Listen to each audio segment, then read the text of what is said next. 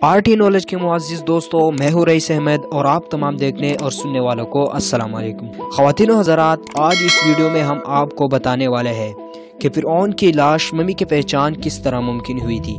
1891 سے پہلے اس دنیا کا کوئی انسان نہیں جانتا تھا کہ خدائی کا دعویٰ کرنے والے فرعون کی لاشوں کا کیا ہوا تھا، یا ان کے باقیات کہاں ہے، یا کہیں ہے بھی یا نہیں۔ الہامی کتابوں تورات، بائبل اور قرآن مجید میں اس واقعے کا ذکر تفصیل سے ملتا تھا کہ حضرت موسیٰ علیہ السلام اور بنی اسرائیل کا پیچھا کرتا ہوا فرعون پانی میں غرق ہو کر اپنی فوج کے ساتھ غرق ہو گیا تھا، جبکہ حضرت موسیٰ علیہ السلام اور ان کے قوم کو پانی نے اللہ کے حکم سے گزرنے کا راستہ دے دیا تھا۔ اس کے بعد اس کا کیا ہوا تھا، اس کے بارے میں بائبل اور تورات خاموش ہے، لیکن قرآن مجید میں اس کے انجام کے بارے میں ایک ایسی عجیب بات کہی گئی تھی جس کو کسی کی سمجھ نہیں تھی۔ بس ہم تیرے بدن کو سمندر سے نکال کر محفوظ کر لیں گے تاکہ تو بعد میں آنے والوں کے لیے عبرت بن جائے۔ سورہ یونس آیات نمبر 92۔ خواتین و حضرات، یہ واقعہ آج سے 3500 سال قبل پیش آیا تھا۔ فرعون کے ڈوب کر مرنے کے بعد سمندر نے اس کی لاش کو اللہ کے حکم سے باہر پھینک دیا تھا، جبکہ باقی لشکر کا کوئی نام و نشان نہ ملا۔ مصریوں میں کسی ایک شخص نے ساحل پر پڑی اس کی لاش کو پہچان کر پہلے دربار کو بتایا۔ فرعون کی لاش کو محل پہنچا دیا گیا۔ درباریوں نے مسالہ لگا کر اسے پوری شان اور احترام سے تابوت میں رکھ کر محفوظ کر دیا۔ حانوت کرنے کے عمل کے دوران اس سے ایک غلطی ہو گئی تھی کہ فرعون کیونکہ سمندر میں ڈوب کر مرا تھا اور مرنے کے بعد کچھ عرصہ پانی میں رہنے کی وجہ سے اس کے جسم پر سمندری نمکیات کی ایک تہ جمی رہ گئی تھی۔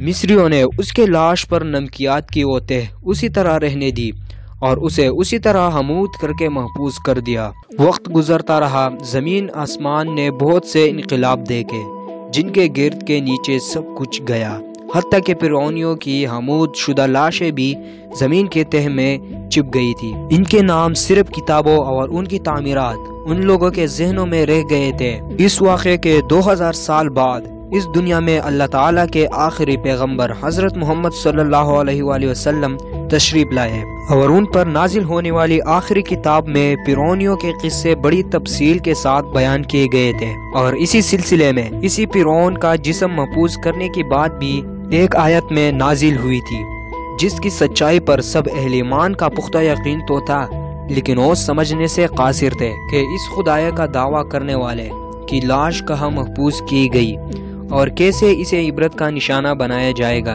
1871 میں مصر کے ایک شہر العرمیہ سے تعلق رکھنے والے ایک غریب اور معمولی چور احمد عبد الرحمن کو فرعونیوں کی حمود شدہ لاشوں کی طرف جانے والے خفیہ راستے کی رسائی مل گئی۔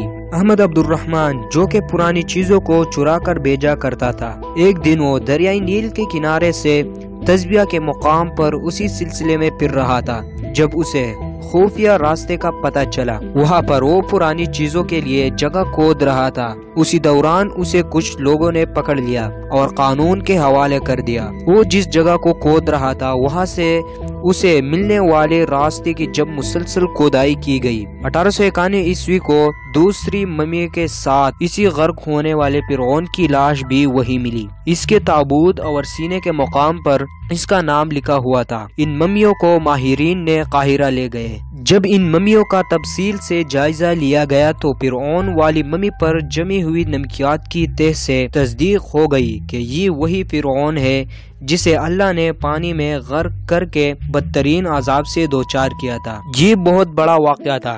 اس کی تصدیق کے لیے دنیا بھر کے ماہرین، آثار قدیمہ اور سائنسدان مصر کی طرف چل پڑے۔ مختلف سائنسی ٹیسٹ کرنے کے بعد دنیا بھر کے سائنسدانوں نے اس تصدیق کر دی کہ دوسری لاشوں کی نسبت صرف فرعون کی لاش پر یہ سمندری نمکیات کی تہ جمی ہوئی تھی۔ اس تصدیق کے بعد اسے فرعون کی لاش قرار دے کر عجائب گھر میں محفوظ کر دیا گیا۔ 1982 میں فرعون کی لاش جب خراب ہونے لگی تو اس وقت کے مصری حکومت نے فرانس کی حکومت کو درخواست کی کہ فرعون کی ممی کو خراب ہونے سے بچایا جائے۔ نیز جدید سائنس ذرائع کے ذریعے اس کی موت کی وجہ بھی معلوم کی جائے۔ چنانچہ مصری اور فرانسیسیوں کی حکومت نے مل کر ممی کو فرانس لے جانے کا انتظام کیا۔ جب فرعون کی لاش کو فرانس پہنچایا گیا تو ایئرپورٹ پر اس دور کے فرانسیسیوں کی صدر بجائے خود حکومت کی اعلیٰ عہدیداروں، تمام وزراء، فوج کے افسران کے ساتھ استقبال کرنے کے لیے وہاں موجود تھے۔ فرعون کی لاش کا استقبال کسی عظیم زندہ بادشاہ کی طرح کیا گیا۔ فرعون کی ممی کو ماہر ڈاکٹروں کی ٹیم کے حوالے کر دیا۔ اس ٹیم کی سربراہ ڈاکٹر مورس بکائی نے کی تھی۔ مائکروسکوپ کے ذریعے سے ممی کے تمام اجزاء کا باریکی سے جائزہ لیا گیا تو معلوم ہوا کہ اس کی لاش اور جسم میں سمندری ذرات ابھی تک موجود ہے اور موت کی وجہ بھی پانی ہے۔ ایک بادشاہ کی موت پانی میں ڈوبنے کی وجہ سے ہو، یہ ڈاکٹر مورس کے لیے حیرت کی بات تھی۔ اس نے اس ممی کے بارے میں مزید جاننے کی کوشش کی تو معلوم ہوا کہ اس بادشاہ کی موت کے حالات مسلمانوں کے نبی حضرت محمد صلی اللہ علیہ وسلم پر اتری کتاب قرآن پاک میں تفصیل سے درج ہے۔ اسے علم تھا کہ جہاں یہ لاش ملی ہے وہ ایک اسلامی ملک ہے، چنانچہ وہ تجسس کے ہاتھوں مجبور ہو کر وہ مصر پہنچا۔ وہ ایک سائنسدان تھا۔ اس نے اس معاملے میں مصر کے ہی ایک سائنسدان سے ملاقات کی۔ اس سائنسدان نے قرآن پاک کھول کر اسے سورہ یونس کی آیت نمبر 90 اور 92 کا ترجمہ لفظ بائی لفظ سنا دیا۔ فرعون کا خدائی کا دعویٰ، اس کا پانی میں ڈوب کر مرنا اور پھر پانی سے نکال کر اس کی لاش کا حنوط ہو جانا اور پھر دوبارہ لاش کا ملنا اور پھر اس کی لاش کو جدید سائنسی دور میں دوبارہ محفوظ کیا جانا، سب کا اشارہ ایک ہی جانب تھا اور اب وہ بہت واضح تھا کہ تجھے بعد میں آنے والوں کے لیے عبرت کا نشانہ بنا دوں گا۔ فرعون کی لاش ایسی محفوظ کر کے دنیا کے سامنے رکھ دی گئی کہ انٹرنیٹ کے ایک کلک پر رسائل و جرائد، ٹی وی چینلز اور عجائب گھر میں اربوں انسانوں کی آنکھوں کے سامنے ترس حالت میں موجود ہے، عبرت کے لیے، سوچنے کے لیے کہ عبادت کے لائق اور ہمیشہ رہنے والا وہی ہے جو سب کا خالق اور رازق ہے۔ ڈاکٹر مورس نے جب آیت کا ترجمہ سنا تو اسی وقت پکار اٹھا کہ اللہ سچا ہے اور اس کا قرآن پاک اور اس کا نبی حضرت محمد صلی اللہ علیہ وسلم بے شک سچے ہیں۔ مورس نے اس وقت کلمہ پڑھا اور اسلام میں داخل ہوا۔ اگر آپ کو ہماری یہ ویڈیو پسند آئی ہو تو اسے لائک کرتے ہوئے دیگر دوستوں کے ساتھ بھی شیئر کریں اور ہماری حوصلہ افزائی کے لیے RT نالج کو ضرور سبسکرائب کیجیے۔ تو ملتے ہیں اگلی شاندار ویڈیو میں، تب تک کے لیے اللہ حافظ۔